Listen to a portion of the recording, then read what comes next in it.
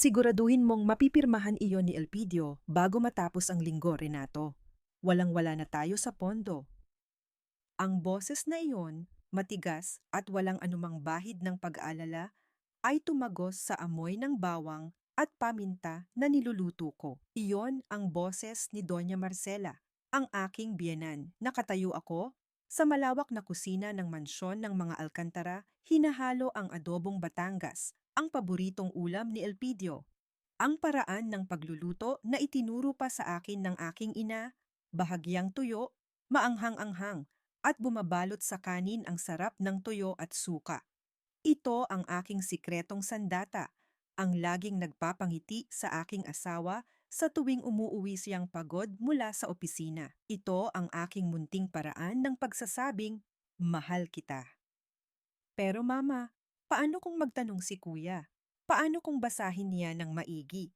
Sagot naman ng boses ni Renato, may halong pag-aalala at pagkainip.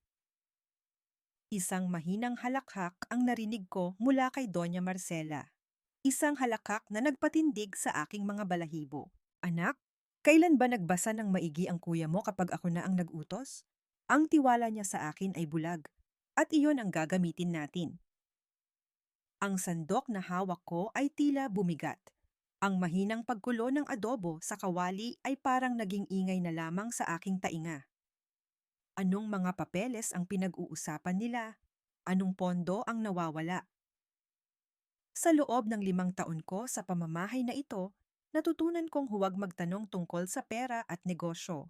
Ako ang asawa, ang tagaluto, ang tagaalaga kay Sabela. Ang aking mundo ay dapat magsimula at magtapos sa loob ng kusina at ng silid ng aking anak. Ngunit ang narinig ko ay may dalang lamig na unti-unting gumapang sa aking likuran. Maya-maya, naramdaman ko ang kanyang presensya. Pumasok si Doña Marcela sa kusina. Suot ang kanyang mamahaling bestida na amoy pabango mula pa sa Europa. Hindi niya ako tiningnan. Ang kanyang mga mata ay direktang lumapag sa isang maliit na bagay sa ibabaw ng mesa sa tabi ng bintana. Isang kwintas na gawa sa maliliit na kabibe. Ang uri na makikita mo sa dalampasigan ng Batangas. Kinuha ko iyon kanina mula sa aking lumang baul, iniisip na isuot para sorpresahin si Elpidio, para ipaalala sa kanya ang simula ng aming pag-iibigan. Dinampot iyon ni Doña Marcela gamit lamang ang dulo ng kanyang hintuturo at hinlalaki na para bang ito ang pinakamaruming bagay sa buong mundo. Ano itong basura na ito, Lira? Tanong niya. Ang boses ay puno ng pagkasuklam. Hindi ako nakasagot kaagad. Ang lalamunan ko ay tila piniga. Regalo ko po iyan kay Elpidio noong bago pa lang kami. Itinaas niya ang kwintas sa ere, hinayaan itong umindayog na parang palawit sa isang bitayan. Basura. Ulit niya. Mas may diin ngayon. Galing sa basura. At mukhang basura. Itapon mo ito. Hindi nababagay ang ganitong mga bagay sa pamamahay ng mga Alcantara. Bawat salita ay isang sampal. Bawat salita ay isang patalim na bumaon sa puso ko. Ang kwintas na iyon ang unang regalo na naibigay ko kay Elpidio. Ginawa ko iyon gamit ang sarili kong mga kamay. At sa mga mata niya noon, iyon ang pinakamagandang alahas sa mundo. At sa tamang pagkakataon, pumasok si Elpidio sa kusina. Ang kanyang mukha ay pagod. Ngunit bahagya siyang napangiti nang maamoy niya ang niluluto ko. Adobo, sabi niya. Ang boses ay may bahid ng pananabik. Ngunit ang ngiti niya ay agad na naglaho nang makita niya ang tensyon sa pagitan namin ng kanyang ina. Nakita niya ang kwintas na hawak ni Doña Marcela. Nakita niya ang mga luha na nagbabadyang tumulo mula sa aking mga mata. Tumingin ako sa kanya. Isang tahimik na pagsusumamo sa aking mga mata. Ipagtanggol mo ako. Ipagtanggol mo ang alaala natin. Lumapit siya, ngunit hindi sa akin. Lumapit siya sa kanyang ina. Kinuha ni Doña Marcela ang pagkakataon. Elpidio, anak, sabihin mo dito sa asawa mo na itapon na ang basurang ito. Nagkakalat lang sa pamamahay natin. Wika niya sa malambing, ngunit puno ng lasong boses. Ang buong mundo ko ay huminto, naghihintay sa sasabihin ni Elpidio. Ang aking puso ay kumakabog ng napakabilis, na parang gusto nang kumawala sa aking dibdib. Isang salita lang mula sa kanya, isang salita lang nakakampi sa akin, at lahat ng sakit ay mabubura. Ngunit ang mga salitang lumabas sa bibig niya ay hindi para sa akin. Tumingin siya sa akin. Ang kanyang mga mata ay umiiwas, puno ng pagod at pagsuko. Lira, mahina niyang sabi, na parang pagod ng makipagtalo. Mamaya na yan, sundin mo na lang si mama. At doon, gumuho ang lahat. Hindi ang salita ng kanyang ina ang pumatay sa akin, kundi ang katahimikan niya, ang pagsuko niya, ang pagpili niya. Sa isang iglap, ang mabangong amoy ng adobo ay naging amoy ng pagkakanulo. Ang init ng kalan ay naging ang lamig ng isang puntod. Ang kwintas na simbolo ng aming pag-ibig ay naging simbolo ng aking kahangalan. Sa isang simpleng pangungusap, ipinaintindi niya sa akin ang aking lugar sa bahay na ito. Hindi asawa, hindi kapamilya, kundi isang utusan na kailangang sumunod na lang na bitawan ko ang sandok. Gumawa ito ng malakas na kalansing nang bumagsak sa sahig na granite, ngunit parang hindi ko narinig. Ang tanging naririnig ko ay ang pagbasag ng kung anumang natitira pa sa puso ko. Nakatitig si Doña Marcela sa akin. Isang ngiting tagumpay ang mababanaag sa kanyang mga labi. Lumapit siya kay Elpidio at bumulong, ngunit sapat na para marinig ko. Pumili ka, Elpidio. Ang pamilyang ito o ang babaeng hampas lupa na yan, katahimikan. Isang nakabibinging katahimikan ang bumalot sa kusina matapos ang tanong ni Doña Marcela. Ang lahat ng mata ay nakatuon kay Elpidio, naghihintay. Ang hangin ay tila hindi gumagalaw. Narinig ko ang bawat pintig ng sarili kong puso, isang desperadong tambol sa loob ng aking dibdib. Tumingin ako sa lalaking pinangakuan ko ng habambuhay, ang ama ng aking anak, at nakita ko ang isang estranghero. Ang kanyang mga balikat ay tensyonado, ang kanyang panga ay mariing nakatikom. Hindi niya ba ako magawang tignan? At sa kanyang pag-iwas, sa kanyang pananahimik, doon ko nakuha ang aking sagot. Pinili na niya, at hindi ako iyon. Ngumiti si Doña Marcela, isang malamig at matalim na ngiti.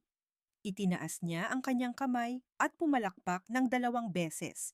Isang tunog na bumasag sa katahimikan na parang isang putok ng baril. 2 katulong ang agad na pumasok, nakayuko.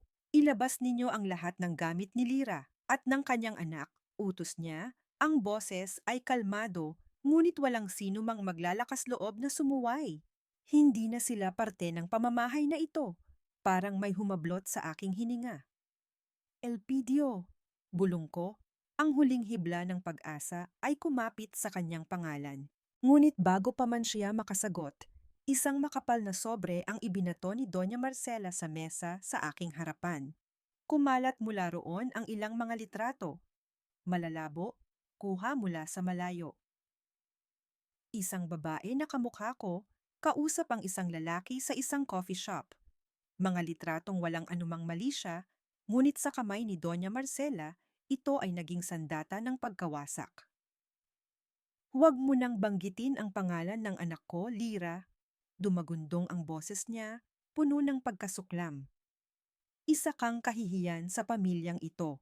Habang ang asawa mo ay nagpapakahirap sa trabaho, ikaw ay nakikipagtagpo sa ibang lalaki. Anong klase kang ina? Anong klase kang asawa? Tiningnan ko ang mga litrato. Pagkatapos ay kay Elpidio. Nakita ko ang pagbabago sa kanyang mukha. Ang pagkalito ay napalitan ng sakit at pagkatapos ay ng galit. Isang galit na hindi para sa kanyang ina, kundi para sa akin. Nilason ng mga kasinungalingan ang kanyang isipan. Hindi totoo yan, Elpidio. Maniwala ka sa akin. Nagsusumamo kong sabi, ang mga luha ay malaya nang dumadaloy sa aking mga pisngi. Ngunit hindi siya nakinig. Kumuha siya ng isang pluma at isang set ng mga dokumento mula sa kamay ni Renato, na kanina pa tahimik sa isang sulok. Inilapag niya iyon sa harap ko ng may puwersa. Ang mga salita sa ibabaw ng papel ay lumabo dahil sa aking mga luha, ngunit nabasa ko ang pinakamahalaga, Petition for Annulment. Pirmahan mo, sabi niya. Ang boses ay malamig at walang emosyon. Isang boses na hindi ko kailanman narinig mula sa kanya. Umiling ako, ang aking buong katawan ay nanginginig. Hindi, hindi ko gagawin yan. Pirmahan mo. Sigaw niya. At sa pagkakataong iyon, nakita ko ang Elpidio na hinulma ng kanyang ina. Isang lalaking mahina. Isang lalaking duwag. Isang lalaking kayang manakit ng taong minsan niyang minahal. Nagsimulang pumatak ang ulan sa labas. Mahina noong una. Hanggang sa unti-unting lumakas, na parang nakikidalamhati ang langit sa aking sinasapit. Sa ilalim ng bigat ng kanilang mga tingin, sa ilalim ng bigat ng aking pagkatalo, kinuha ko ang pluma. Ang kamay ko ay nanginginig ng husto habang isinusulat ko ang aking pangalan. Bawat letra ay isang paghiwa sa aking kaluluwa. Bawat letra ay ang paglilibing sa aming mga pangarap. Pagkatapos kong pirmahan, itinulak ako papalayo ng mga katulong mula sa kusina, papalabas sa marangyang sala. Ang aking anak, si Isabela, ay mahimbing na natutulog sa kanyang silid, walang kamalay-malay sa pagguho ng aming mundo. Dahan-dahan ko siyang binuhat, ang kanyang maliit na katawan ay mainit at mabigat sa aking mga braso. Inamoy ko ang kanyang buhok at iyon na lamang ang nagbigay sa akin ng lakas. Hindi ako pinayagang bumalik sa aming kwarto. Ang mga gamit ko, ilang pirasong damit sa isang lumang maleta ay nasa may pintuan na. Ang utos ay malinaw. Lisanin ang mansyon. Ngayon din. Sa gitna ng bumubuhos na ulan, isa sa mga matatandang katulong, si Manang Flora, ang lumapit sa akin. May awa sa kanyang mga mata. Ma'am Lira, bulong niya. Doon po muna kayo sa bodega sa likod, para po hindi kayo mabasa ng ulan. Doon po muna kayo magpalipas ng gabi. Ang bodega. Ang lugar kung saan itinatambak ang mga sirang kasangkapan, mga lumang gamit, ang mga bagay na wala ng halaga. Doon ang aking lugar ngayon. Tumango na lamang ako, wala ng lakas, para magsalita pa. Dinala ako ni Manang Flora sa likod bahay. Ang bawat patak ng ulan na tumatama sa aking balat ay parang karayom. Binuksan niya ang mabigat na pinto ng bodega. Ang amoy sa loob ay pinaghalong alikabok at nabubulok na kahoy. Inilapag ko si Isabela sa isang tumpok ng mga lumang kumot at pagkatapos, ang mabigat na pinto ay nagsara. Ang tunog ng pagsara niyon ay pinal, isang tuldok sa kabanata ng aking buhay bilang isang alkantara. Naiwan kami sa dilim at lamig. Umupo ako sa sementadong sahig. Niyakap ang aking mga tuhod. Wala na akong luha. Ang aking katawan ay manhid. Ang aking isipan ay blangko. Ang tanging nararamdaman ko ay ang lamig ng semento na unti-unting gumagapang sa aking katawan.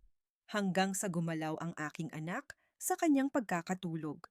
Isiniksik niya ang kanyang sarili sa aking tagiliran at bumulong. Ang kanyang hininga ay mainit sa aking braso. Mami, malamig. Ang dalawang salitang iyon ang gumising sa akin mula sa aking pagkatulala. Ang aking anak. Si Isabela. Kailangan niya ang ako. Hinubad ko ang aking jacket at maingat na ikinumot sa kanya. Niyakap ko siya ng mahigpit. Ibinabahagi ang anumang init na natitira pa sa aking katawan. Tumingin ako sa dilim, sa mga anino ng mga bagay na itinapon na. Dito nila ako inilagay. Dito nila kami itinapon. Ngunit habang yakap ko ang aking anak, isang kakaibang apoy ang nagsimulang mag-alab sa loob ng aking nanlalamig na dibdib. Hindi ito apoy ng pag-ibig, kundi apoy ng galit. Ang determinasyon. Hindi dito nagtatapos ang lahat. Hindi pa. Humupa ang ulan pagsapit ng umaga. Ang araw ay sumikat na parang isang saksi sa aking pagkawasak. Ang liwanag nito ay walang pakialam sa dilim na bumabalot sa aking kaluluwa. Giniginaw at naninigas ang mga kasukasuan. Ginising ko si Isabela. Sa kanyang mga matang musmos, walang bakas ng trahedya kagabi. Para sa kanya, ito ay isang bagong araw lamang. Lumabas kami ng bodega. Walang sino man ang sumalubong sa amin. Ang mansyon ay tahimik. na para bang ang lahat ng nangyari ay isang masamang panaginip lamang. Dala ang maliit na maleta sa isang kamay at hawak ang kamay ni Sabela sa kabila, naglakad ako palayo. Hindi ako lumingon. Bawat hakbang palayo sa malaking tarangkahan na iyon ay isang hakbang palapit sa isang kinabukasang hindi ko kilala, ngunit isang kinabukasang malaya sa kanilang paghuhusga. Ang mabigat na tarangkahan ay dahan-dahang nagsara sa aking likuran, at ang tunog niyon ay pinal at walang pag-aalinlangan. Isang tuldok, isang katapusan. Sumakay kami ng bus. Ang dating sinasakyan ko lamang kapag umuwi ako sa Batangas ay ngayon ang aking karwahe palayo sa buhay na akala ko ay akin. Ang malambot na upuan ng mamahaling kotse ni Elpidio ay napalitan ng matigas at bahagyang malagkit na plastik. Ang amoy ng air freshener ay napalitan ng pinaghalong amoy ng pawis, alikabok at usok ng sasakyan. Bawat pamilyar na gusali na aming nadaanan sa Makati ay isang paalala ng mga araw na masaya kami. Mga araw na puno ng mga pangakong ngayon ay abo na lamang. Pagdating namin sa luma naming lugar, halos hindi ko na ito makilala. O baka ako ang nagbago. Ang eskinita ay masikip pa rin, ang mga bahay ay dikit-dikit pa rin, ang mga nakasampay na damit ay bahagi pa rin ng tanawin. Ngunit ngayon, ang lahat ng ito ay tila sumisigaw ng kahirapan.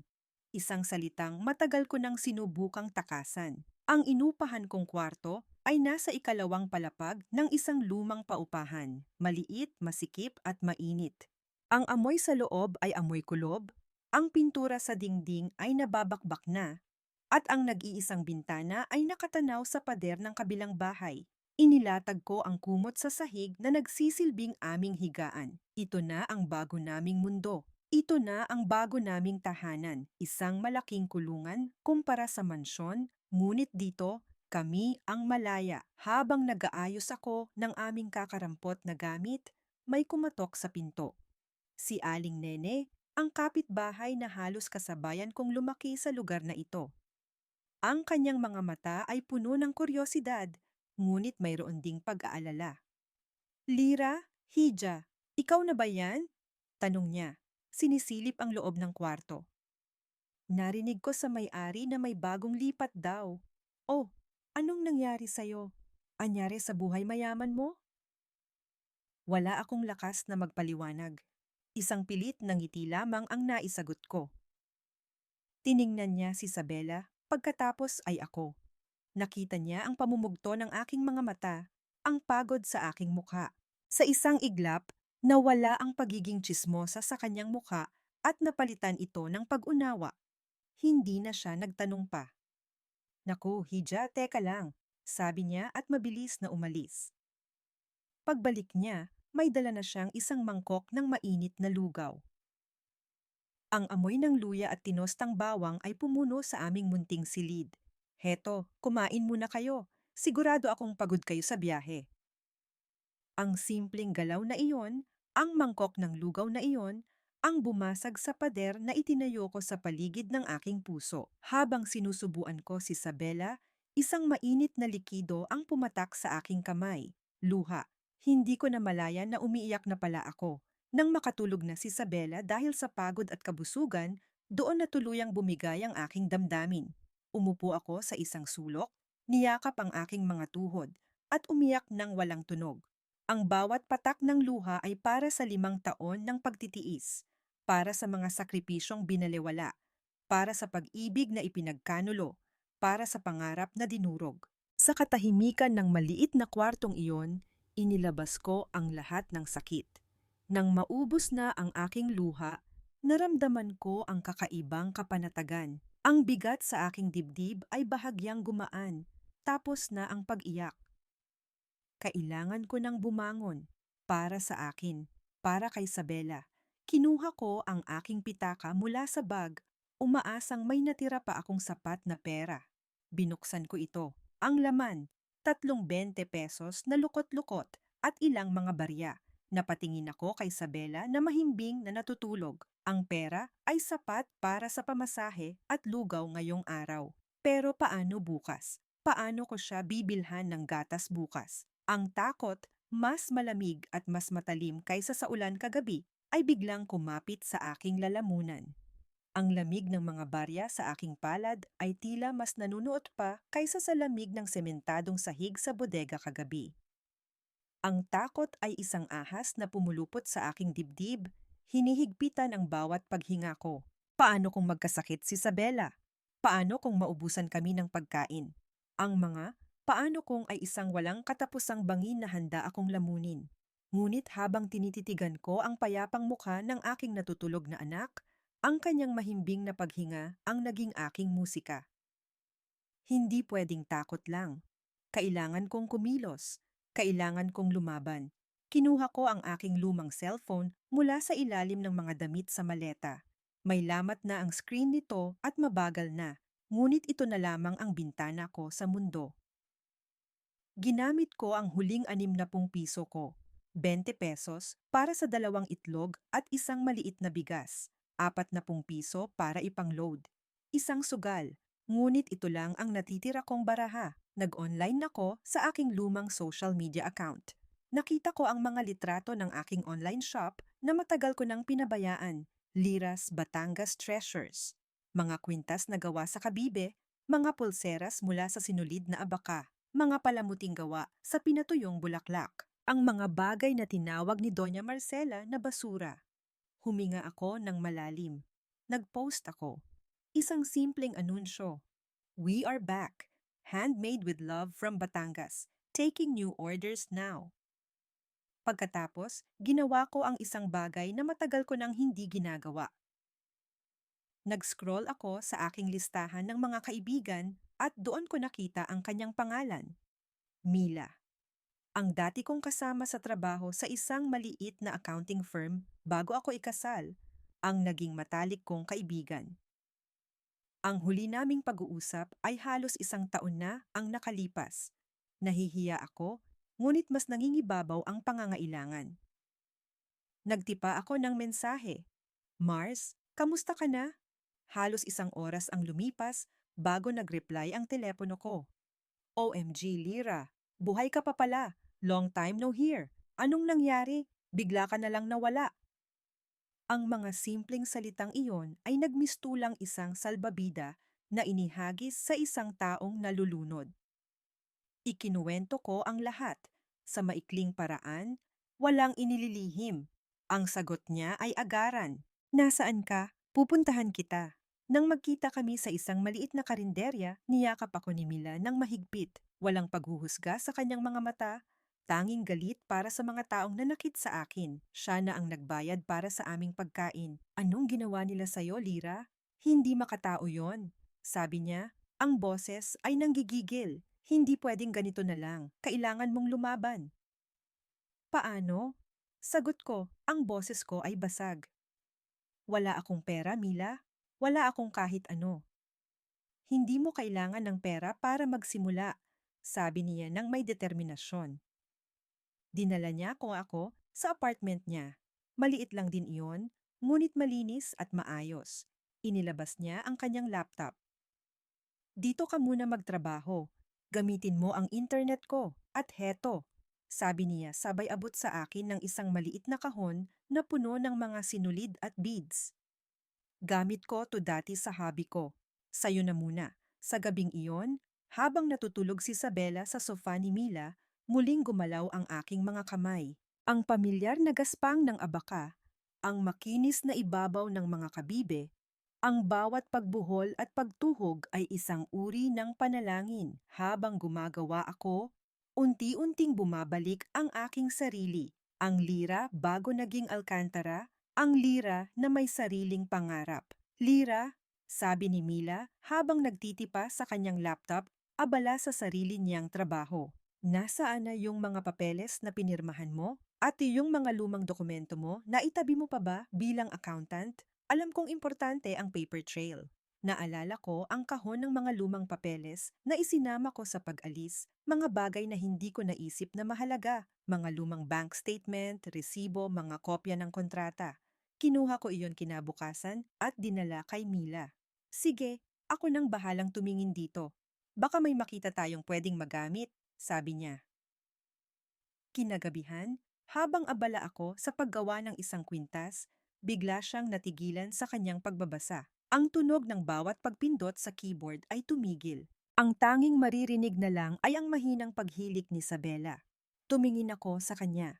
Kumunot ang noo ni Mila, ang kanyang mga mata ay nakatutok sa isang lumang bank statement mula 2 taon na ang nakalipas. Tumingin siya sa akin, ang kanyang muka ay seryoso. Lira, para saan ang malaking transfer na to papunta sa Alcantara Corporation? Ang tanong ni Mila ay umaling-aungaw sa maliit na apartment. Parang isang multo mula sa nakaraan na bigla na lang nagpakita. Lira, para saan ang malaking transfer na to papunta sa Alcantara Corporation? Bumalik sa aking alaala ang isang gabi. 2 taon na ang nakalipas. Si Elpidio ay hindi mapakali. Palakad-lakad sa aming silid, hawak ang kanyang telepono. Narinig ko ang mga salitang deadline, investors, at short-term cash flow problem. Hindi siya humingi ng tulong sa akin. Hindi niya kailanman ginawa. Ngunit nakita ko ang pag-aalala sa kanyang mga mata, ang pagod na gumuguhit sa kanyang muka. Kinabukasan, habang nasa opisina siya, pumunta ako sa bangko. Ang perang iyon ang lahat ng naipon ko mula sa aking online shop. Ang sekretong pondo na inilaan ko para sa pag-aaral ni Sabela o para sa isang maliit na bahay sa Batangas balang araw. Ngunit sa sandaling iyon, ang tanging nasa isip ko ay ang alisin ang bigat sa balikat ng aking asawa. Walang pag-aalinlangan kung ipinadala ang pera sa account ng kumpanya nila. Hindi ko na iyon binanggit sa kanya. Hinintay ko siyang mapansin. Hinintay ko siyang magpasalamat, ngunit walang dumating. Akala ko, marahil ay hindi niya napansin sa dami ng transaksyon. O marahil, para sa kanya, ang halagang iyon na buong mundo ko na ay barya lamang sa kanila. Ang sakit ng pagbalewalang iyon ay matagal ko nang ibinaon sa limot. Ngayon, hinukay ito ni Mila. Lira, mahina akong sagot. Ang boses ko ay nanginginig. Tinulungan ko lang siya. Sila. May problema noon ang kumpanya. Napahampas si Mila sa mesa, hindi sa galit sa akin, kundi sa sitwasyon. Tinulungan? Lira, ito ay hindi tulong, ito ay investment. At sa ginawa nilang pagtataboy sa'yo, ito ay pagnanakaw. Kailangan natin ng abogado. Ngayon din. Ang salitang abogado ay nagdulot ng takot sa akin.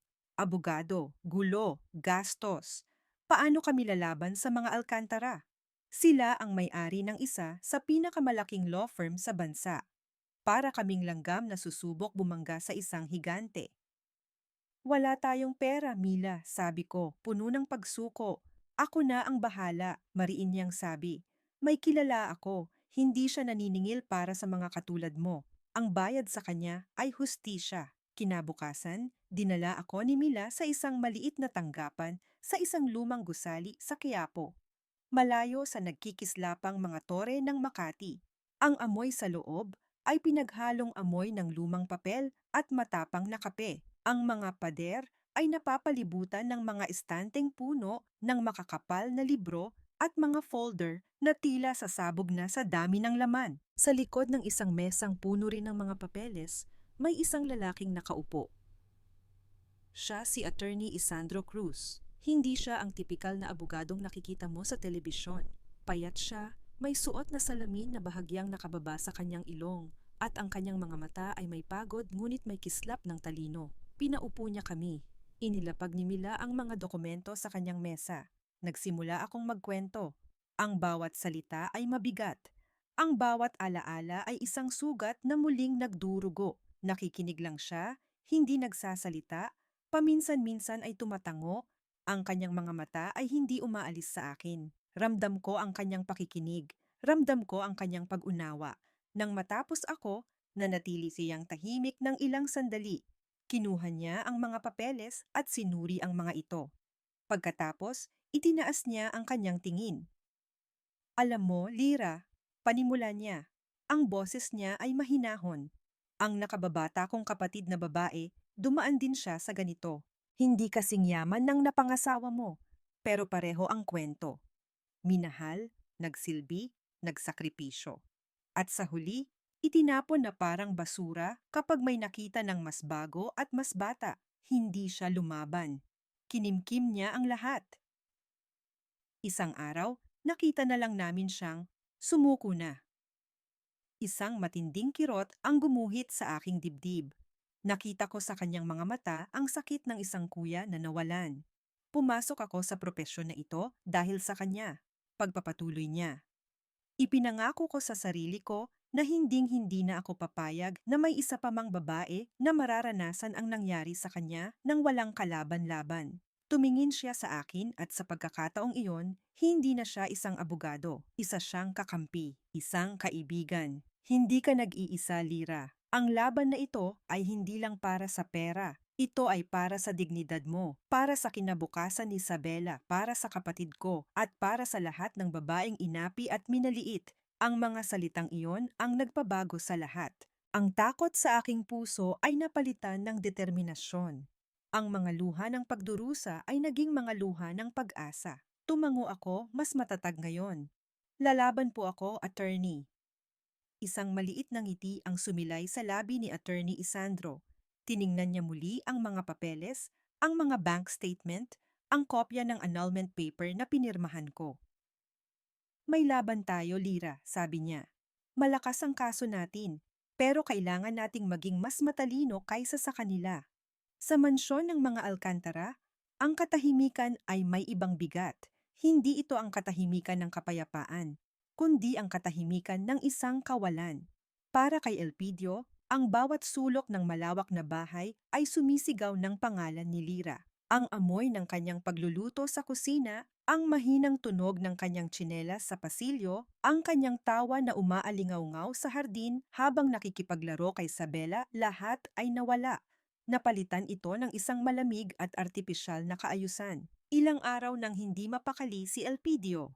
Ang galit na naramdaman niya noong gabing iyon, na pinagliyab ng mga litrato at ng mga salita ng kanyang ina, ay unti-unting napapalitan ng isang nakakainis na pagdududa. Naaalala niya ang mga mata ni Lira, ang sakit, ang pagtataka, ang pagsusumamo. Hindi iyon ang mga mata ng isang taong nagkasala. Isang gabi, habang nagaayos ang isang katulong sa dati nilang silid, may itinapon itong maliit na bagay sa basurahan. Isang bagay na kumislap sa ilalim ng ilaw. Kinuha ito ni Elpidio, ang kwintas na gawa sa kabibe. Nang hawakan niya ito, bumalik ang lahat. Isang hapon sa dalampasigan ng Batangas, bago pa ang lahat ng yaman at komplikasyon. Inilagay ni Lira ang kwintas sa kanyang leeg. Ang ngiti nito ay mas maliwanag pa kaysa sa papalubog na araw.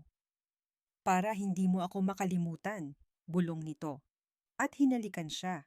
Kinapa niya ang kanyang dibdib. Bakit ganoon kasakit? Bakit parang may punyal na bumaon sa kanyang puso? Ang kwintas na ito, na tinawag ng kanyang ina na basura, ay minsan naging kanyang pinakamahalagang kayamanan. Pinindot niya ang numero ni Lira sa kanyang telepono, isang beses, pangalawa, pangatlo. Ngunit ang tanging sumasagot ay isang malamig na boses mula sa network provider. The number you have dialed is currently unavailable. Pinalitan na nito ang numero. Inalis na siya nito ng tuluyan sa buhay nito. Elpidio, hiho! Ang boses ni Doña Marcela mula sa pintuan ay pumutol sa kanyang pag-iisip. Pumasok ito, may dalang isang tasa ng tsaa. Huwag mo nang isipin ang babaeng iyon. Isang masamang panaginip lang siya. Nakausap ko na si Doña Victoria. Ang kanyang anak na si Beatriz, isang abogada, matalino at mula sa mabuting pamilya. Ipakikilala kita sa kanya sa Sabado. Hindi sumagot si Elpidio. Tinitigan lamang niya ang kwintas sa kanyang palad. Itapon mo na yan, utos ng kanyang ina, ang boses ay matigas. Ngunit sa pagkakataong ito, isinara ni Elpidio ang kanyang palad, itinago ang kwintas. Isang maliit na pagsuway. Isang maliit na hakbang palayo sa anino ng kanyang ina. Kinabukasan, habang nasa opisina, isang tawag ang natanggap niya mula sa isang numerong hindi pamilyar. Hello, is this Mr. Elpidio Alcantara? Tanong ng isang babae sa kabilang linya. Yes, speaking. Sir, tumatawag po ako mula sa Bright Minds Preparatory School. Itatanong ko lang po sana kung kailan po kayo magsesettle ng outstanding balance para sa inyong anak, si Isabela Montemayor Alcantara. 3 months na po kasing overdue. Kung hindi po mababayaran, mapipilitan po kaming i-drop siya sa klase. Natigilan si Elpidio. Ang buong akala niya, lahat ng gastusin ni Isabela ay automatikong binabayaran ng kumpanya. Iyon ang utos niya noon. Sige, sige, ako nang bahala dyan. Mabilis niyang sagot bago ibaba ang tawag. Umupo siya sa kanyang mamahaling leather na upuan, ngunit pakiramdam niya ay lumulubog siya. 3 buwang hindi bayad ang tuition fee. Ibig sabihin, bago pa ang gabi ng pagtatalo, matagal nang may problema. Ibig sabihin, ang perang ibinibigay niya ay hindi nakakarating kay Lira. Ibig sabihin, ang kanyang ina, doon niya napagtanto ang lahat. Hindi na ito tungkol sa mga litrato o sa pagiging hampas lupa ni Lira. Ito ay isang planadong pag-atake at siya, ang matapang na CEO ng Alcantara Corporation, ay naging isang sunod-sunurang tuta lamang sa laro ng kanyang ina. Ang pagdududa ay naging isang sigaw sa kanyang isipan, ang kanyang asawa at anak. Anong klasing buhay ang mayroon sila ngayon? Kumakain ba sila? May maayos ba silang tulugan? Ang larawan ni Lira na naglalakad palayo sa mansyon, hawak si Isabela ay bumalik sa kanyang isipan. Hindi na ito isang alaala ng pagtataksil, kundi isang alaala ng kanyang sariling karuwagan. Habang ang pagsisisi ay unti-unting gumigising sa puso ni Elpidio, sa maliit na apartment ni Mila, ang determinasyon naman ang nag-aalab. Ang kahon ng mga lumang dokumento ni Lira ay naging kanilang Biblia. Bawat gabi, matapos magluto, mag-alaga kay Isabela at gumawa ng mga order para sa online shop, umuupo si Lira sa tabi ni Mila. Ang mesa nila ay puno ng mga papel, bank statements, resibo, lumang email correspondences. Ito ang kanilang battlefield. Okay, Lira, balikan natin. Sabi ni Mila isang gabi, ang kanyang mga mata ay nakatutok sa screen ng laptop kung saan naka-encode ang lahat ng datos. Itong malaking transfer, kinumpirma mong tulong mo ito sa Alcantara Corporation para sa cash flow problem nila. Tumango ako. Oo. Pagkatapos noon, hindi na ulit sila nagkaproblema ng ganoon kalaki, kaya hindi na naulit. Pero hindi lang iyon. Sabi ni Mila, itinuturo ang ilang mas maliliit na transaksyon na paulit-ulit sa loob ng 3 taon. Tingnan mo ito. Every quarter may lumalabas na 10,000 pesos mula sa account mo, papunta sa isang M. Sanchez. Sino siya? Nag-isip ako ng malalim. Ang pangalan ay pamilyar. Pagkatapos, bigla kong naalala. Si Mang Mario. Si Mang Mario Sanchez. Siya yung supplier ng kape mula Batangas para sa kafe ng hotel nila. Naalala ko, minsan siyang tumawag kay Elpidio, umiiyak, kasi hindi pa siya nababayaran ng accounting department nila. Malapit na daw siyang habulin ng mga pinagkakautangan niya. Naawa ako, kaya ako na ang nagbayad. Sabi ko kay Elpidio, ibawas na lang niya sa allowance ko. Ang mga mata ni Mila ay nanlaki. Mabilis siyang nagtipa sa keyboard. Lira, ilang beses itong nangyari? Hindi ko na matandaan. Maraming beses, hindi lang kay Mang Mario. Minsan sa supplier ng mga bulaklak, minsan sa laundry service. Maliliit na halaga lang naman para hindi na makadagdag sa stress ni Elpidio. Maliliit? Halos pasigaw na sabi ni Mila. Lira, inipon ko ang lahat. Sa loob ng 3 taon, ang maliliit na halagang ito ay umabot na sa halos kalahating milyong piso. Pera na galing sa sarili mong pinagpaguran. Hindi ito allowance sa Lira. Utang ito sa'yo ng kumpanya nila. Natulala ako. Hindi ko kailanman tiningnan ang mga iyon sa ganoong paraan. Para sa akin, yon ay mga munting tulong, mga sakripisyo ng isang asawa para sa kanyang pamilya. Ngunit sa malamig na numero na nakalatag sa spreadsheet ni Mila, iyon ay isang malinaw na transaksyon sa negosyo. Ako, sa sarili kong paraan, ay naging isang tahimik na investor sa kumpanyang nagtaboy sa akin. Habang kami ay abala sa mga numero, si Attorney Isandro naman ay nakatutok sa ibang bagay. Ang annulment papers na pinirmahan ko. Dinala niya ito sa isang kaibigan na eksperto sa handwriting analysis. Pagkalipas ng ilang araw, tumawag siya. may dala siyang balita. Lira, Mila, magandang balita, no? Sabi niya sa telepono, may pananabik sa kanyang boses. Pumunta kayo sa opisina. Pagdating namin doon, inilatag niya ang mga dokumento sa mesa. Itong annulment petition, sabi niya, may malaki itong problema. Ayon sa batas, kapag may psychological incapacity, kailangan ng detalyadong psychiatric evaluation. Wala silang isinumit. Minadali nila, akala nila, dahil sunod-sunuran ka, hindi mo nababasahin. At heto pa ang mas maganda. Itinuro niya ang isang bahagi ng dokumento, isang waiver na nagsasabing isinusuko ko ang lahat ng karapatan ko sa anumang conjugal properties. Ang pirma mo dito, sabi ni Attorney Isandro, at ang pirma mo sa petisyon ay magkaiba ang pressure points. Ayon sa expert, malaki ang posibilidad na ang pirma sa waiver ay hindi sayo. Posibleng ito ay pineke. Parang bombang sumabog ang balitang iyon. Hindi lang nila ako nilinlang, dinaya pa nila ako. Ibig sabihin, bulong ko. Ibig sabihin, sabi ni Attorney Isandro, isang matalim na kislap ang lumitaw sa kanyang mga mata. Hindi lang natin sila pwedeng kasuhan ng unjust enrichment dahil sa mga ibinayad mo. Pwede rin natin silang kasuhan ng falsification of public documents. At ang waiver na iyon, it is null and void. Walang bisa.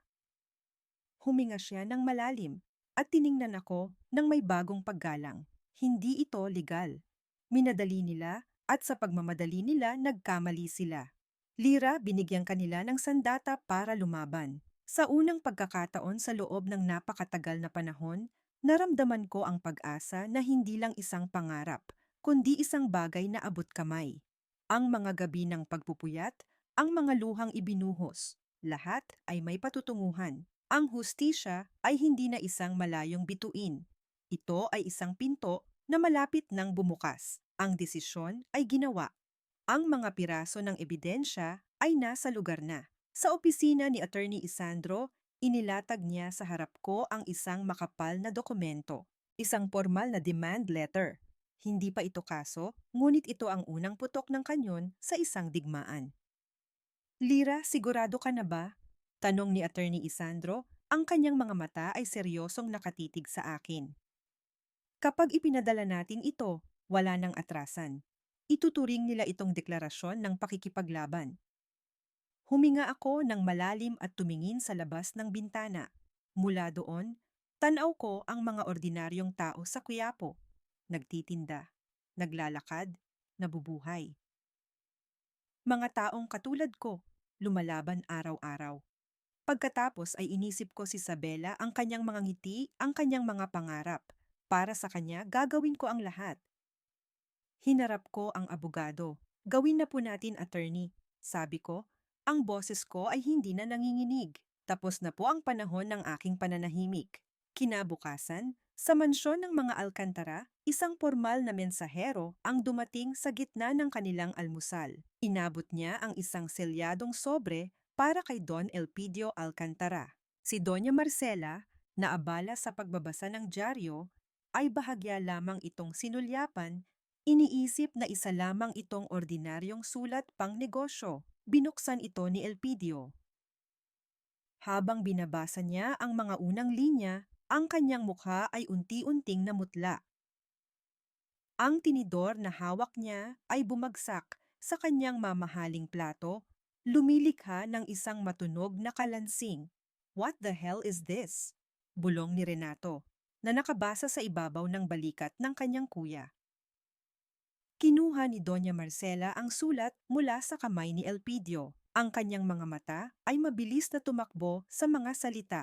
Demand for accounting and restitution, falsification of public documents, unjust enrichment, spousal support, child support. Bawat legal na termino ay isang sampal sa kanyang pagkatao. Ang bawat legal na termino ay isang akusasyon sa kanyang karangalan. Walang hiya siya. Ang unang salitang namutawi sa bibig ni Doña Marcela, ang boses niya ay mahina ngunit puno ng lason. Ang papel ay halos madurog sa kanyang kamao. Ang babaeng hampas lupa na iyon, may lakas ng loob siyang kalabanin tayo. matapos nating pulutin mula sa putikan? Mama, yung falsification, seryoso yan. Nanginginig na sabi ni Renato. Ang kanyang karaniwang kayabangan ay napalitan ng takot. Siya ang nag-ayos ng mga papeles. Siya ang nagmadali. Alam niyang mayroon silang nilabag. Tumingin si Doña Marcela kay Elpidio, ang kanyang mga mata ay nag-aapoy sa galit. Ito ang napala mo. Ito ang napala mo sa pagpapakasal sa isang babaeng walang pinag-aralan. Binigyan natin siya ng buhay reyna at ito ang igaganti niya? Pera? Pera lang ba ang habol niya? Walang masabi si Elpidio. Ang mga salita sa sulat ay isang sampal sa kanya, ngunit hindi dahil sa paglaban ni Lira. Isa itong sampal na gumising sa kanya sa katotohanan. Ang mga petsa, ang mga halaga na nakasulat doon, naaalala niya ang mga panahong iyon, naaalala niya ang mga problema ng kumpanya. Ngayon niya lang napagtanto kung paano iyon basta na lang naayos. Hindi dahil sa galing niya, kundi dahil sa tahimik na sakripisyo ng kanyang asawa. Ang asawang itinaboy niya. Kailangan nating tawagan si Attorney De Villa. Sabi ni Renato. Kailangan nating sagutin ito. Hindi. Mariing sabi ni Doña Marcela, ibinagsak ang kamao sa mesa. Ang mga kubyertos ay umalingaw-ngaw. Hindi natin siya hahayaang itakda ang laro. Hindi tayo sasagot sa sulat na ito. Pupuntahan natin siya. Tumingin siya kay Elpidio. Ikaw ang pupunta. Kakausapin mo siya. Kumbinsihin mo siyang itigil ang kahibangang ito. Bigyan mo ng pera kung kinakailangan. Paalisin mo siya sa bansa kasama ang anak niya. Ngunit sa unang pagkakataon, umiling si Elpidio. Isang bahagya, ngunit matatag na pag-iling. Hindi ko po gagawin yan, Mama. Ang pagtanggi na iyon ay mas malakas pa sa isang sigaw. Natigilan si Doña Marcela at Renato. Kung may kailangang kausapin si Lira, nagpatuloy si Elpidio, ang boses ay nahanap na ang dating lakas. Ako po iyon. Pero hindi para takutin siya, kundi para humingi ng tawad. Isang malutong na sampal ang dumapo sa pisngi ni Elpidio, gawa ng kanyang ina. Duwag, sigaw ni Doña Marcela. Kung hindi mo kaya, ako ang gagawa. Tumayo siya, ang kanyang tindig ay puno ng kapangyarihan at galit. Inayos niya ang kanyang damit at tumingin sa dalawa niyang anak na parang mga basahan. Ako mismo ang pupunta sa kung saan mang lungga siya nagtatago.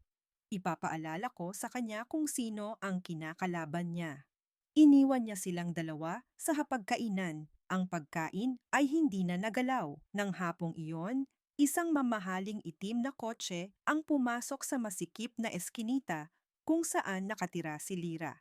Ang mga kapitbahay ay napadungaw sa kanilang mga bintana, nagtataka kung sino ang importanteng bisita. Huminto ang sasakyan sa tapat ng paupahan. Bumaba si Doña Marcela, ang kanyang mamahaling sapatos ay tila diring-diri na tumapak sa maputik na daan. Kumatok siya sa pinto ng kwarto ni Lira, isang katok na malakas, may diin at walang pasensya. Binuksan ni Lira ang pinto, hawak sa kamay si Isabela. Ang gulat sa kanyang mukha ay agad na napalitan ng isang kalmadong paghahanda. Alam niyang darating ang araw na ito. Tiningnan siya ni Doña Marcela mula ulo hanggang paa, puno ng pagkasuklam. Hindi niya pinansin ang bata. Magkano? Tanong niya, walang paligoy-ligoy. Magkano ang kailangan mo para tumahimik at mawala sa buhay namin? Ngumiti si Lira, isang ngiting hindi umabot sa kanyang mga mata. Hindi ninyo kayang bayaran ang presyo ko, Doña Marcela. Ang mga mata ng matanda ay kumislap sa galit. Lumapit siya, ang kanyang mukha ay ilang pulgada na lang mula kay Lira. Huwag mong subukan ang pasensya ko, babae, bumulong siya. Ang bawat salita ay may dalang pagbabanta. Baka pati ang anak mo madamay. Ang pagbabanta ni Doña Marcela ay nanatiling nakabitin sa hangin, malamig at mabigat. Ngunit sa halip na manginig sa takot, naramdaman ko ang isang kakaibang pagtitimpi na dumaloy sa aking mga ugat. Hinigpitan ko ang hawak sa kamay ni Isabela na nagtatago sa likod ng aking mga binti at tumingin ako ng diretso sa mga mata ng aking biyenan. Ang anak ko, sabi ko, ang bawat salita ay mabagal at may diin, ay ang tanging bagay na hindi ninyo kayang bilhin at hinding-hindi ninyo sasaktan. Isang ngisi ang sumilay sa labi ni Doña Marcela. Isang ngisi na nagsasabing hindi pa kami tapos. Tumalikod siya nang walang paalam at naglakad pabalik sa kanyang marangyang kotse. Iniwan ang amoy ng kanyang mamahaling pabango at ang lamig ng kanyang pagbabanta. Isinara ko ang pinto at napasandal dito. Ang aking puso ay malakas na kumakabog hindi sa takot, kundi sa galit na nag-aalab. Ang laban na ito ay hindi na lamang para sa akin. Samantala, sa mansyon ng mga Alcantara, ang sampal na iginawad ni Doña Marcela ay mas mababaw kaysa sa sugat na unti-unting bumubuka sa loob ni Elpidio. Ang mga salita ng kanyang ina ay umuulit-ulit sa kanyang isipan, kasabay ng tawag mula sa eskwelahan. Hindi na niya ito kayang tiisin. Kailangan niyang makita sila. Kailangan niyang malaman ang katotohanan. Hindi siya nagpaalam. Kinabukasan, sa halip na dumiretso sa opisina, minaneho niya ang kanyang kotse papunta sa direksyon ng eskwelahan ni Isabela. Isang maliit at simpleng eskwelahan na malayo sa mga pribadong institusyon na pinapasukan ng mga anak ng kanyang mga kasosyo. Ipinark niya ang kotse sa isang kanto kung saan hindi ito masyadong kapansin-pansin. Naghintay siya. Nang tumunog ang bell para sa uwian, nakita niya ang mga bata na naglalabasan. At pagkatapos, nakita niya ito. Ang kanyang munting anghel, si Isabela, bitbit ang kanyang maliit na bag, masayang nakikipagkwentuhan sa isang kaklase. At sa tabi nito, naghihintay ay si Lira. Kahit sa ilalim ng sikat ng araw, bakas sa mukha ni Lira ang pagod, ngunit ang paraan ng pagtingin niya kay Isabela ay puno pa rin ng walang katumbas na pagmamahal. Isang matinding kirot ang tumama sa dibdib ni Elpidio. Ito ang buhay na winasak niya. Ito ang pamilyang itinapon niya. Bumaba siya ng sasakyan bago pa man niya mapag-isipan ang kanyang gagawin. Ang puso niya ay kumakabog na parang isang kabayong tumatakbo. Sabela, tawag niya, ang boses ay garalgal dahil sa emosyon na matagal nang kinikimkim. Unang lumingon ang bata. Sa isang iglap, ang pagod sa mukha nito ay napalitan ng purong galak, isang liwanag na kayang tumunaw sa pinakamatigas na puso. Daddy! Sigaw nito at binitawan ang kamay ng kanyang ina. Tumakbo ito para salubungin siya. Nakita niya ang pag-igting sa mga balikat ni Lira. Hindi ito gumalaw mula sa kinatatayuan, ngunit ang mga mata nito ay puno ng pag-iingat. Isang inahing agila na handang protektahan ang kanyang sisiw mula sa panganib na biglang lumitaw. Lumuhod si Elpidio sa magaspang na semento ng kalye at sinalubong ang mainit na yakap ng anak. Ang init ng maliit na katawan ni Isabela, ang amoy ng pulbos at candy sa buhok nito, ito ang katotohanan. Ito ang tanging bagay na mahalaga. Ito ang mundong winasak niya. "Namiss kita, Daddy." Bulong ng bata sa kanyang balikat, ang mga salita ay parang musika sa kanyang pandinig. "Bakit ngayon ka lang ulit?" Hinigpitan ni Elpidio ang yakap, pinipigilan ang sariling mga luha. "Sorry, baby. Sorry kung naging busy si Daddy." Anong klasing palusot iyon? Ang totoo, naging duwag siya. Dahan-dahan siyang tumayo, buhat pa rin si Isabela na ayaw bumitaw. Hinarap niya si Lira. Nakita niya ang pader na itinayo nito sa pagitan nila, isang pader na gawa sa sakit, pagtataksil at pagod.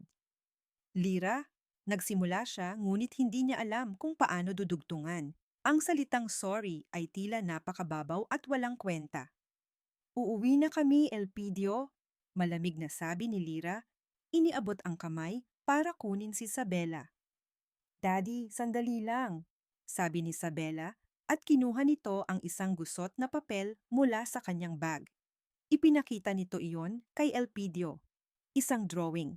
3 tao na magkakahawak kamay sa ilalim ng isang bahaghari.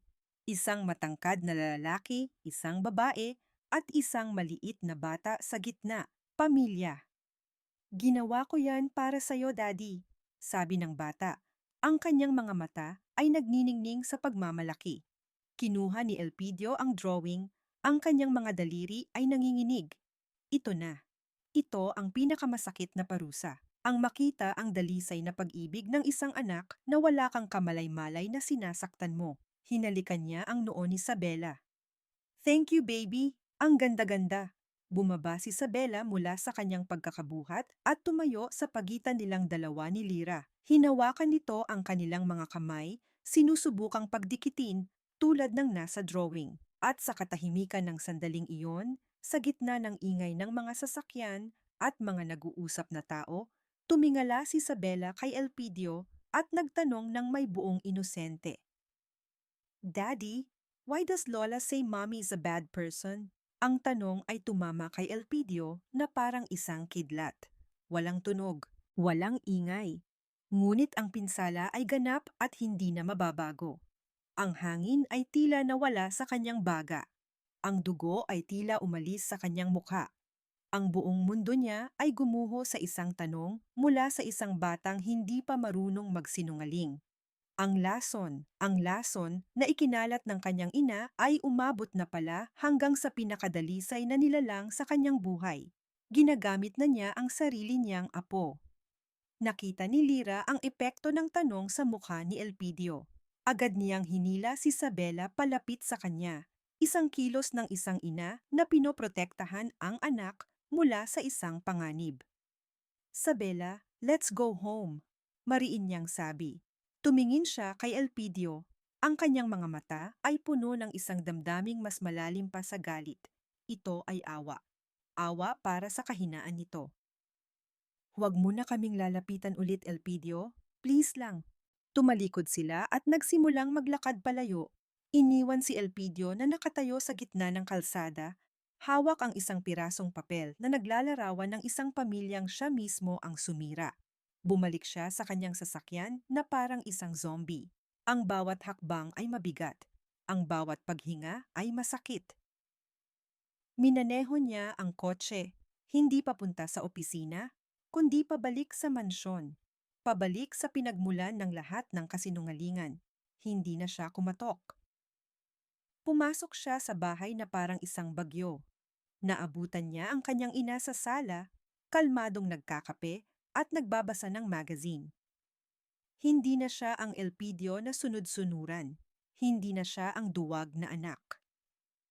Ang nakatayo sa harap ni Doña Marcela ngayon ay isang ama na nasaktan at wala nang mas mapanganib pa kaysa doon. Ibinagsak niya ang drawing ni Isabela sa mesang salamin sa harap nito.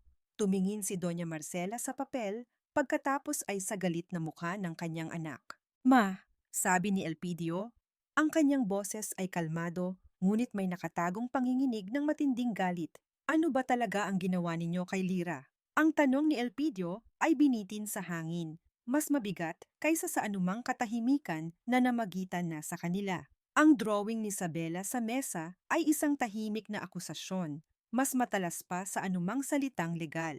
Itinaas ni Doña Marcela ang kanyang baba, ang kanyang mukha ay isang maskara ng nasaktang pagiging ina. Ano ang ginawa ko? Ulit niya. Ang boses ay puno ng huwad na pighati. Ginawa ko ang lahat para sa pamilyang ito. Iniligtas kita mula sa isang babaeng manggagamit na sisirain ang pangalan natin. Iyon ba ang krimen ko, Elpidio? Ang protektahan ka? Protektahan? Tumawa si Elpidio, isang tawang walang anumang saya. Sinungaling ka, Mama, at tinuruan mo akong maging sinungaling. Tinuruan mo akong maging duwag, pero tapos na yon. Dinampot niya ang kanyang car keys. Simula ngayon, papanigan ko na ang tama. Papanigan ko ang katotohanan. At nasaan ang katotohanan, Elpidio? Sigaw ni Doña Marcela, tumatayo na. Sa isang babaeng walang utang na loob?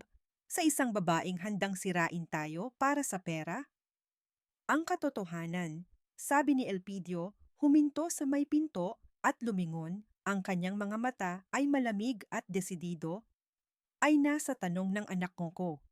At hindi ko kayo mapapatawad sa paglalagay ng lason sa kanyang isipan. Umalis siya, at sa unang pagkakataon sa kanyang buhay, ang tunog ng pagsara ng pinto ng mansyon ay hindi tunog ng pagtakas, kundi tunog ng paglaya. Naiwan si Doña Marcela sa gitna ng sala, nanginginig sa galit, na pagtatantong nawalan na siya ng kontrol sa kanyang paboritong tauhan. Ang digmaan ay magiging mas madugo kaysa sa kanyang inaasahan. Sa kabilang banda ng syudad, ang opisina ni Attorney Isandro ay naging aming war room.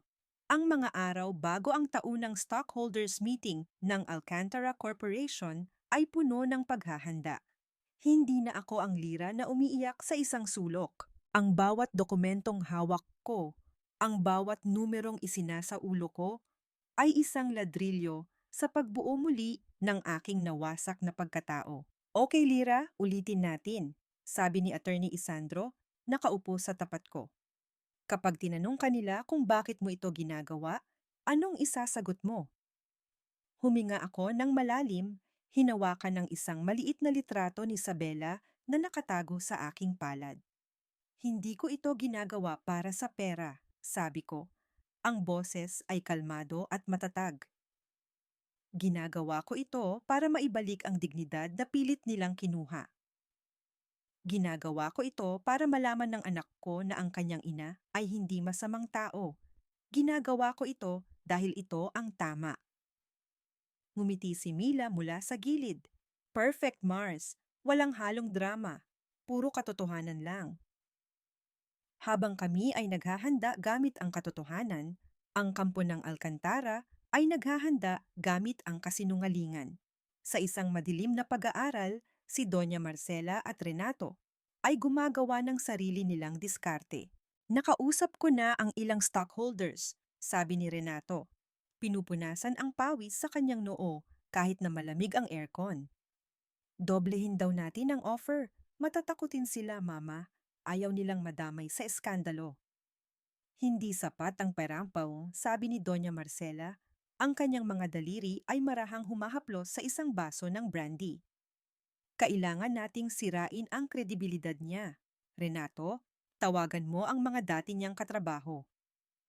Maghanap ka ng butas, kahit anong dumi. Gawan mo ng kwento, ipakalat mo. At paano si Manang Flora? Tanong ni Renato. Ang dating katulong. Siya ang magpapatunay na itinapon natin si Lira sa bodega. Testigo siya. Isang malamig na ngiti ang gumuhit sa labi ni Doña Marcela. Ang mga testigo, sabi niya, ay pwedeng mawala. Kinabukasan, isang araw bago ang nakatakdang pagpupulong, nasa opisina kami ni Attorney Isandro inanalyze ang lahat. Mayroon kaming mga dokumento. Mayroon kaming mga bank record. At mayroon kaming testimonya ni Manang Flora na pumayag ng magsalita matapos siyang kumbinsihin ng kanyang konsensya. Pakiramdam namin, handa na kami. Pakiramdam namin, malakas ang aming laban. Hanggang sa tumunog ang telepono ni Attorney Isandro. Sinagot niya ito. Hello? Opo, siya nga po. Ano? Kailan pa? Sige, sige. Salamat sa impormasyon. Ibinaba niya ang telepono. Ang kaninang kumpiyansa sa kanyang mukha ay biglang naglaho. Napalitan ito ng isang madilim na ulap. Tumingin siya sa akin at alam ko na agad na may masamang nangyari. Attorney, ano po yon? Tanong ko. Ang kaba ay nagsisimulang kumalat sa aking dibdib. Huminga siya ng malalim, tila naghahanap ng tamang salita. Si Manang Flora, sabi niya, ang kanyang boses ay mabigat. Ang pangunahin nating testigo, nawawala. Ang balita ng pagkawala ni Manang Flora ay parang isang suntok na nagpahangin sa aming mga baga. Ang aming pinakamalakas na alas ay biglang nawala. Si Mila ay napasuntok sa mesa sa pagkainis. Habang ako naman ay napaupo, pakiramdam ko ay bumalik kami sa simula. Ang pag-asa na aming inipon ay unti-unting tinatangay ng takot. Ganoon ba talaga sila kalakas? Ganoon ba makadaling maglaho ang katotohanan? Kalma lang, sabi ni Attorney Isandro, bagamat bakas din sa kanyang muka ang pag-aalala. Plano nila ito. Gusto nilang panghinaan tayo ng loob. Huwag nating ibibigay sa kanila yon. Tumingin siya sa akin. Lira, kaya mo pa ba? Inisip ko ang mukha ni Doña Marcela, ang kanyang nangiting mapang asar. Inisip ko ang pagbabanta niya, at inisip ko ang tanong ng aking anak. Ang takot sa aking dibdib ay dahan-dahang nag-apoy at naging galit. Opo, attorney, sabi ko, tumatayo.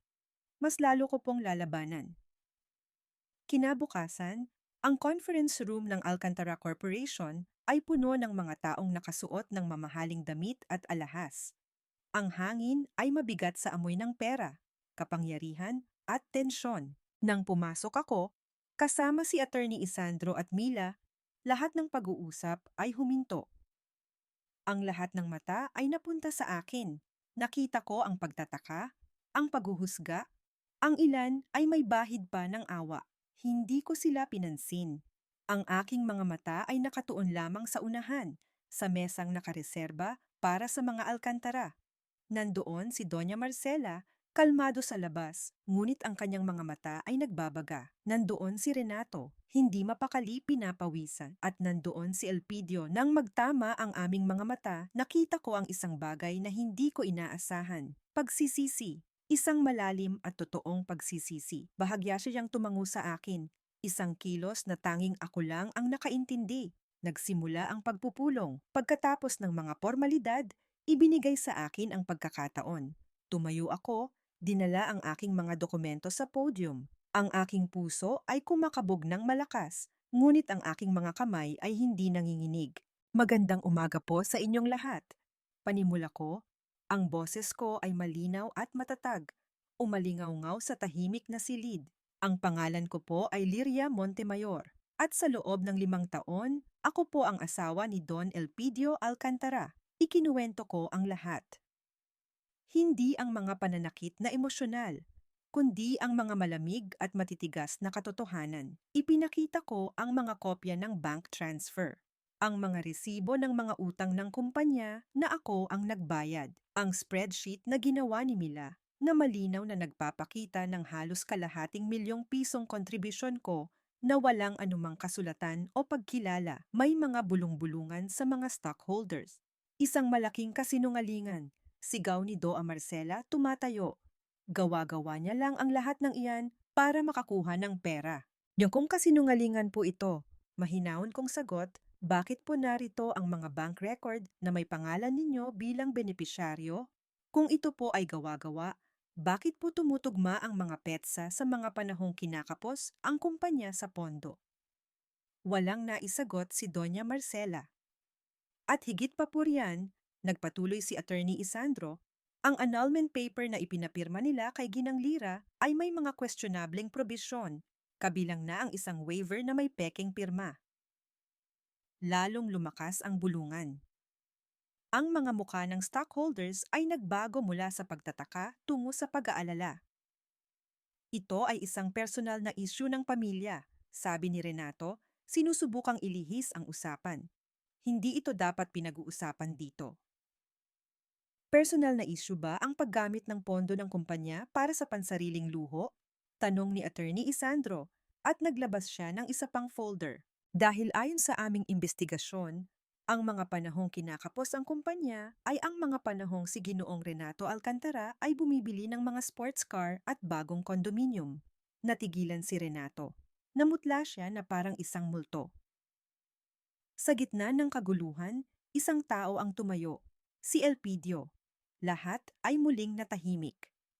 Lahat, sabi niya, ang kanyang boses ay nanginginig ngunit malinaw. Lahat ng sinabi ni Lira ay totoo. Ang pag-amin na iyon ay isang bombang sumabog sa gitna ng silid. Elpidio, ano ang ginagawa mo? Sigaw ni Doña Marcela, hindi makapaniwala. Ang tama, Mama. Sa unang pagkakataon, gagawin ko ang tama. Sagot ni Elpidio, nakatingin sa akin. Naging bulag ako. Naging duwag ako. Hinayaan kong saktan ng sarili kong pamilya ang asawa ko. Ang lahat ng sakripisyo niya, binaliwala namin. Ang lahat ng pagmamahal niya, tinapakan namin. At ako, wala akong ginawa.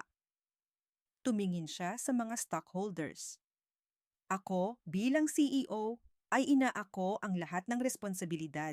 At bilang patunay sa katotohanan, heto pa ang isang bagay na dapat ninyong malaman. May isinenyas siya sa pintuan, bumukas ito. At mula doon, pumasok si Manang Flora, kasama ang dalawang security guard ng gusali.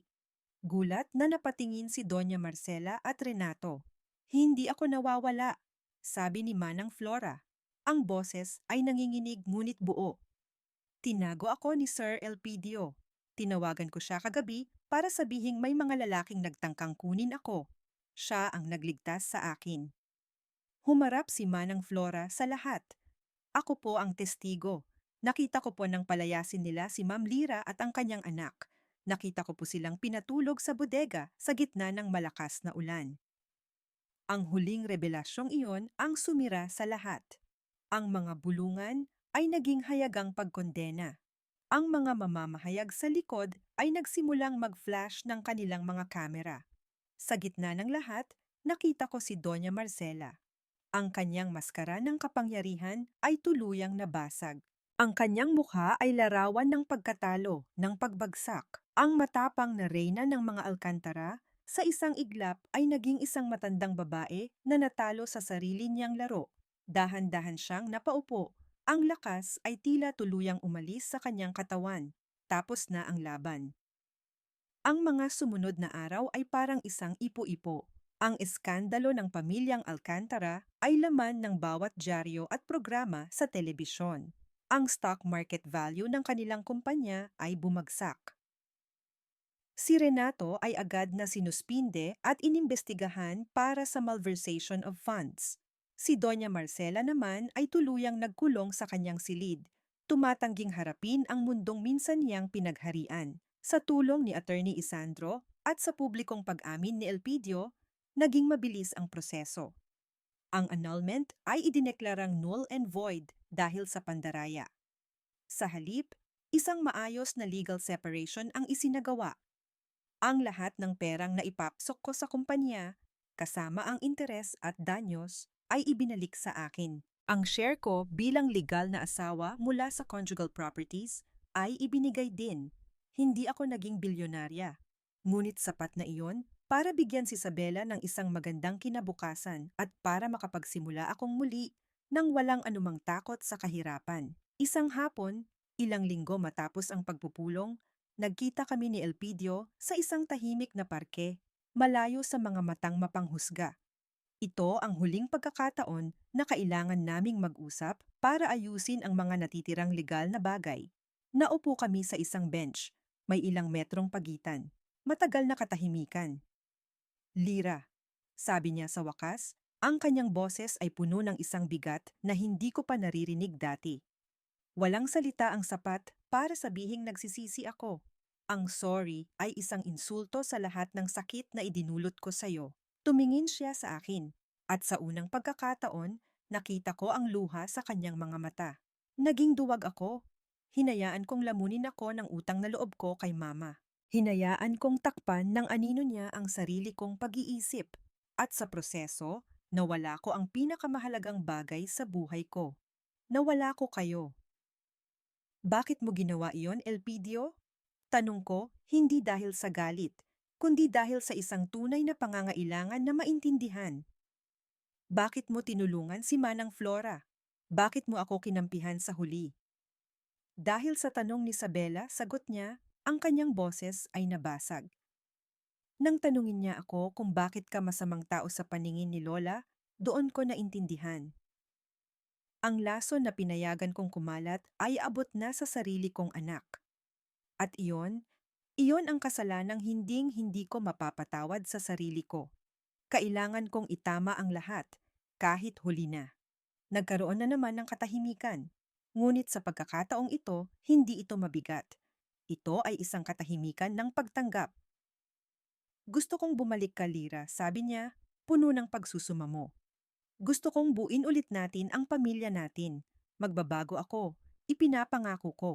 Ang alok na iyon, na minsan ay ang tanging panalangin ko sa gabi, ay ngayon ay parang isang alok mula sa ibang buhay. Tumingin ako sa kanya, hindi na bilang asawa, kundi bilang isang tao na nakikita ang isa pang taong nasasaktan. Ngumiti ako, isang maliit at malungkot na ngiti. Pinapatawad kita, Elpidio, sabi ko, at habang sinasabi ko iyon, naramdaman ko ang isang malaking kadena na natanggal mula sa aking puso. Pinapatawad kita para sa sarili kong kapayapaan, para hindi ko nadalhin ang bigat ng galit habang buhay. Pero tapos na tayo. Nakita ko ang sakit sa kanyang mukha, ngunit nakita ko rin ang pag-unawa. Ang pamilya natin, pagpapatuloy ko, ay hindi na mabubuo sa paraang gusto mo. Pero hindi ibig sabihin na wala ng pamilya si Isabela. Pwede kang maging ama sa kanya, isang mabuting ama. Iyon na lang ang hihilingin ko sa'yo. Tumayo ako, hudyat na tapos na ang aming pag-uusap. Lira, tawag niya. Saan ka pupunta? Tumingin ako sa abot-tanaw kung saan ang araw ay papalubog na. Nagpipinta ng kulay kahel at lila sa kalangitan. Uuwi, sabi ko, sa sarili kong tahanan. Habang naglalakad ako palayo, naramdaman ko ang hangin sa aking mukha. Sa unang pagkakataon, hindi na ito ang malamig na hangin ng kawalan ng pag-asa, kundi ang sariwang simoy ng isang bagong simula. Malaya na ako. Kinabukasan, ang unang tawag na natanggap ko sa aking bagong business phone ay mula sa isang malaking hotel chain. Nabasa daw nila ang kwento ko. Humanga sila sa aking katatagan at gusto nilang mag-order ng 100 piraso ng aking mga handmade na souvenir para sa kanilang nalalapit na anibersaryo. Habang kausap ko sila, napatingin ako sa logo ng kumpanya na ipinadala nila sa email. Isang pamilyar na logo. Ito ang pinakamalaking katunggali ng hotel business ng mga Alcantara. Natawa ako ng mahina. Ang tadhana ay tunay ngang mapagbiro. Isinara ko ang isang pinto. Ngunit ang Diyos ay nagbukas ng isang mas malaki at mas magandang bintana. Isang taon ang makalipas. Ang dating maliit na online shop na Liras Batangas Treasures ay isa ng ganap na social enterprise na tinatawag na Sinag ng Pag-asa Weavers. Ang aking munting apartment ay napalitan na ng isang maliit ngunit maaliwalas na bahay na may sariling hardin sa isang tahimik na subdibisyon. Dito, kasama ko ang ilang mga single mothers na katulad ko, tinutulungan silang magkaroon ng marangal na hanap buhay sa pamamagitan ng paggawa ng mga dekalidad na produktong Pilipino. Ang tawa ni Isabela, ang musika sa aming tahanan. Isang tahanang itinayo hindi mula sa pera ng iba, kundi mula sa pawis, luha, at katatagan. Ang pangalan ng mga Alcantara ay unti-unti nang nawala sa mga balita. Si Renato ay hinarap ang mga kasong isinampa laban sa kanya na pilitang ibenta ang kanyang mga ari-arian para makapagpiyansa. Si Doña Marcela, ayon sa mga naririnig ko, ay hindi na halos lumalabas ng kanyang silid sa mansyon. Ang dating reyna ng alta sosyedad ay nabubuhay na ngayon sa anino ng kanyang sariling kahihiyan. Ang mansyon ay naging kanyang marangyang kulungan. Si Elpidio naman ay tinupad ang kanyang pangako. Regular siyang dumadalaw kay Isabela tuwing Sabado ng hapon. Hindi na siya muling nag-asawa. Tinanggap niya ang kanyang tungkulin bilang ama mula sa malayo o nang may paggalang sa mga hangganan na aking itinakda. Isang Sabado ng hapon, habang abala ako sa pagdidilig ng mga rosas sa aking hardin, dumating siya para sunduin si Isabela. Naupo siya sa isang upuan sa beranda habang hinihintay ang bata na mag-ayos. Nag-uusap kami hindi bilang mag-asawa, kundi bilang dalawang taong pinag-iisa ng pagmamahal sa isang bata. Mga simpleng kwentuhan tungkol sa eskwela ni Isabela, sa mga bagong disenyong ginagawa ko, sa mga pelikulang pinapanood niya. Wala ng sakit, wala ng panunumbat. Tanging isang payapang pagtanggap sa kung ano kami ngayon. Lumabas si Isabela mula sa loob ng bahay, tumatakbo palapit sa kanyang ama. Ngunit bago siya yumakap, pumitas siya ng isang maliit na puting sampagita mula sa halaman sa tabi ng pinto at inabot ito kay Elpidio. "Para sa'yo, Daddy," sabi ng bata nang may matamis na ngiti. Kinuha ni Elpidio ang bulaklak. Tiningnan niya ito, pagkatapos ay tumingin siya sa akin. Sa kanyang mga mata, nakita ko ang isang pasasalamat na hindi na kailangan pang sabihin. Ang simpleng handog ng kanyang anak ay isang simbolo ng kapatawarang mas dalisay kaysa sa anumang salitang kaya kong ibigay. Tumango ako sa kanya, isang tahimik na pag-unawa ang namagitan sa amin. Nang makaalis na sila, naiwan akong mag-isa sa hardin. Pinagmasdan ko ang mga bulaklak na aking itinanim, mga rosas, sampagita, gumamela. Bawat isa ay sumisimbolo sa isang pangarap na minsan ay natuyo, ngunit ngayon ay muling namumukadkad ng mas matatag at mas makulay. Dito, sa katahimikan ng aking sariling espasyo, sa ilalim ng sarili kong bubong, sa gitna ng hardin na binuo ng aking mga kamay, nahanap ko ang kapayapaan. Hindi ito ang kapayapaang ipinangako sa akin ng isang apelyido o ng isang mansyon. Ito ang kapayapaang nagmula sa pagpapatawad, pagpapatawad sa kanila at higit sa lahat, pagpapatawad sa aking sarili. Ang babaeng minsang itinapon sa bodega ay isa ng reyna sa sarili niyang hardin at ang kanyang kaharian ay puno ng pag-asa.